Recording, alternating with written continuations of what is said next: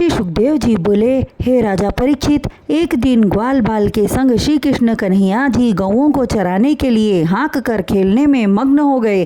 खेलते खेलते अत्यधिक समय व्यतीत हो गया। तब भूख की ज्वाला से अत्यधिक व्याकुल होकर कहने लगे, हे कन्हैया जी, जो कलेवा हम सब अपने साथ लाए थे उसे खा गए और आपके संग खेलने लगे। अचानक फिर बड़े जोर की भूख लग रही है।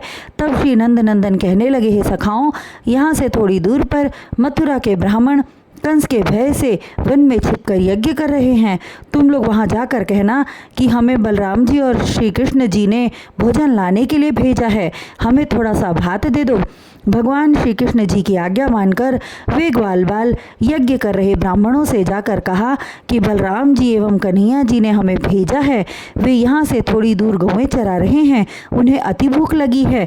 ग्वाल बालों के वचन सुनकर एक ब्राह्मण ने कहा, हे बालकों, हमने यह भोजन यज्ञ देवताओं के लिए तैयार किया है, अतः जब तक देवताओं को भोजन का भाग प्रसाद के रूप में हम नहीं चढ़ा देते तब तक इसमें से नहीं निकाल सकते। ब्राह्मणों के वचन सुन ग्वाल बाल निराश होकर लौट आए और श्री कृष्ण जी से कहने लगे। तब श्री कृष्ण जी बोले, हे प्यारे सखाओं, ब्राह्मणों ने भोजन नहीं दिया तो क्या हुआ? वे सब वेदवादी हैं, उन्होंने मेरी परीक्षा ली है कि मैं उनके यज्ञ की रक्षा करता हूँ या नहीं। फिर इस प्रकार निराश क्यों होते हो? इस बार तुम सब ब्राह्मण पत्नियों से कहो, वे अवश्य भोजन देंगी। हे राजा परीक्षित, जिस समय ग्वाल बाल भोजन हेतु ब्राह्मण पत्नियों के पास गए उस समय वे स्त्रियां नए वस्त्र आभूषण पहन कर 16 श्रृंगार करके भगवान श्री कृष्ण जी के चरित्रों का गुणगान कर रही थी। ग्वाल बालों ने उनके सम्मुख पहुंचकर प्रणाम किया और कहने लगे, हे माताओं, श्री बलराम जी एवं कन्हैया जी वन में गौएं चरा रहे हैं और भूख से अति व्याकुल हो रहे हैं, आप हमें थोड़ा सा भोजन प्रदान करें।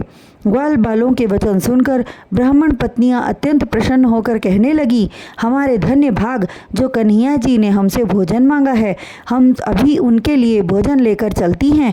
यह कहकर वे उसी समय स्वादिष्ट भोजन, मेवा, मिठाई, दूध, दही, खीर आदि के से थालों को सजाया और लेकर चलने लगी। तब उनके भाई बंधु पति आदि उन्हें रोकने लगे, किंतु उनके रोकने पर वे न रुकी तथा उनके पवित्र गुणों का गुणगान करती हुई चली गई। ग्वाल बालों के संग प्रेम मग्न होकर वहां पहुंची जहां पर मुरली मनोहर और बलराम जी विराजमान थे। उनकी मोहिनी सूरत देखकर ब्राह्मणी स्त्रियां भाव विभोर हो गईं।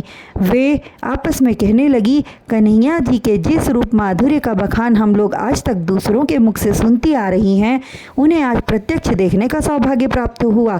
तत्पश्चात भोजन का थाल उनके सन्मुख रखकर प्रेम पूर्वक भोजन करने के लिए आग्रह करने लगी। उनकी इस तरह की प्रीति देखकर अंतर्यामी भगवान अति प्रसन्न हुए।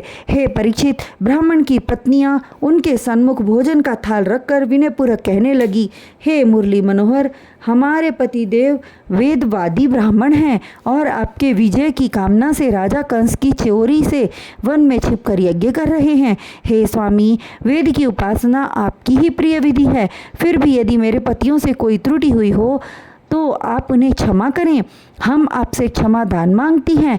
ये कहकर वे भगवान श्री कृष्ण के चरणों में नतमस्तक हो गईं। तब भगवान श्री कृष्ण जी कहने लगे, हे माताओं, मुझे प्रणाम मत करो, मैं तो आपका सेवक हूँ, हम ब्राह्मणों एवं उनकी स्त्रियों की सेवा करके प्रसन्न होते हैं। यह कहकर श्री कृष्ण चंद्र जी मंद मंद मुस्कुराने लगे।